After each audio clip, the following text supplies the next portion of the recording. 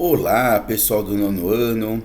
Aqui é o professor Fernando Rosário para fazer um vídeo muito rápido, um resumo muito direto sobre a Era Vargas. A gente vai resumir um governo de 15 anos aí em 5 a 10 minutos, né? Qual é o contexto em que Getúlio Vargas chega ao poder em 1930? Depende de quem contar. Os historiadores mais neutros preferem falar que foi o movimento de 30. Se você perguntar para os gaúchos, eles vão falar que foi a Revolução de 30. Se você perguntar para os paulistas que foram derrubados do poder, eles vão dizer que foi o golpe de 30. Mas vamos tentar entender. Na República Velha, desde 1889 até 1930, havia a política do café com leite, quando São Paulo, produtor de café, e Minas Gerais, produtor de gado leiteiro, se alternavam no poder. Acontece que nas eleições de 30, São Paulo, como grande líder econômico do país, decidiu dobrar a candidatura, decidiu ter 2 mandatos seguidos. E isso desagradou Minas Gerais e as elites dos outros estados. Minas Gerais, junto com a Paraíba e o Rio Grande do Sul, formaram a Aliança Liberal e lançaram Getúlio Vargas para concorrer com o candidato paulista Washington Luiz. Tudo indicava que Getúlio Vargas seria o vencedor das eleições, o que de fato deve ter acontecido. Mas lembre que as eleições da época eram fraudadas e Washington Luiz venceu as eleições. Isso gerou uma grande revolta, um grande movimento no país. Getúlio Vargas, com o apoio da Aliança Liberal, da Paraíba, do Rio Grande do Sul, de Minas Gerais, do Exército, tomou o poder. Isso faz com que comece a primeira fase, o governo provisório, um governo em que ele diz que para colocar o país em ordem e para acabar com o domínio dos paulistas, ele precisará governar sem Constituição. Os paulistas não gostam, os paulistas reclamam e fazem um movimento constitucionalista onde 4 estudantes, Martins, Miragaia, Drauzio e Camargo, acabam morrendo e são transformados em heróis pelos paulistas, inclusive enterrados no obelisco do Ibirapuera. Há toda uma movimentação. O dia 9 de julho é até transformado em feriado aí pelos paulistas para virar um movimento contra Vargas.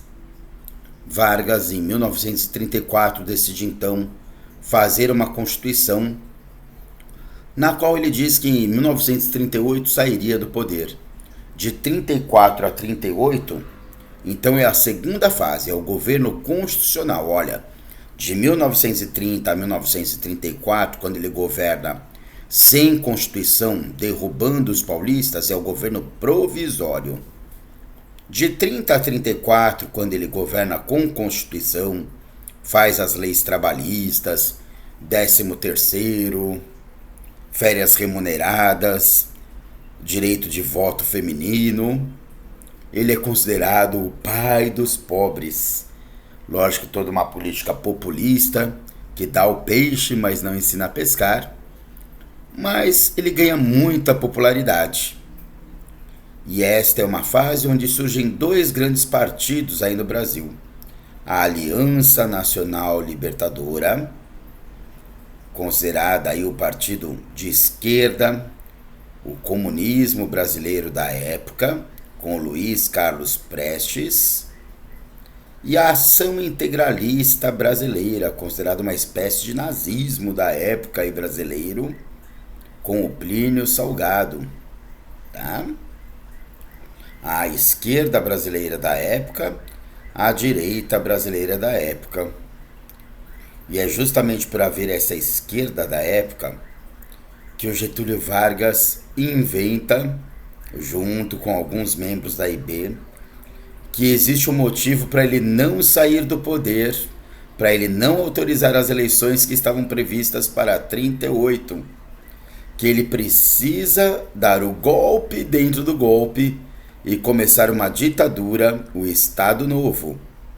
De 37 até 45, em 38 estavam previstas as eleições. Ele fala, não.